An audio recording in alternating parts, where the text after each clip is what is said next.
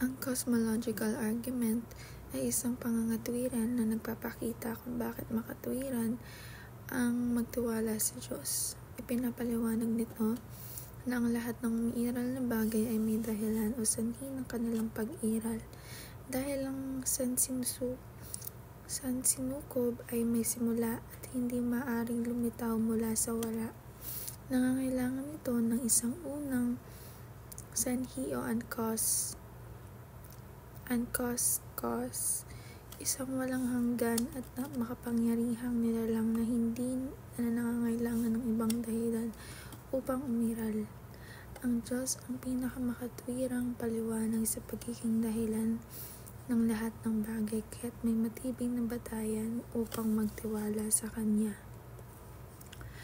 Ang paghihintay sa perpektong timing ng Diyos ay isang pagsasanay sa pananampalataya at pagtitiwala sa Kanya. Minsan gusto natin makuha agad ang ating mga hinahangad, pero may mas magandang plano ang Diyos na maaaring hindi pa natin nauunawaan. Ang tamang panahon ng Diyos ay laging perpekto, hindi huli, hindi rin maaga, sa halip na nagmamadali o panghinaan ng loob. Gamitin ang panahon ng paghihintay upang lumago sa pananampalataya, matuto ng mga bagong aral at maging handa para sa mas mabuting hinaharap na inihanda sa Kanya.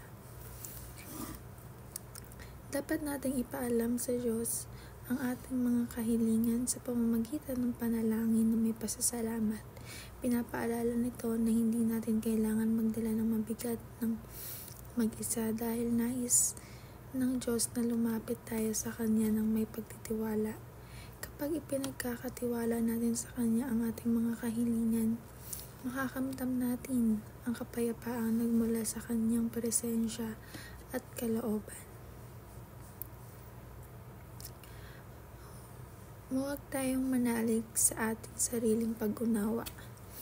Pinapaalala nito na hindi natin kailangang umasa lamang sa ating sariling kakayahan o pag-unawa dahil ang Diyos ay may mataas na plano para sa atin. Kapag lubos tayo magtiwala sa Kanya, bibigyan niya tayo ng gabay at kapayapaan sa anumang sitwasyong ating hinaharap.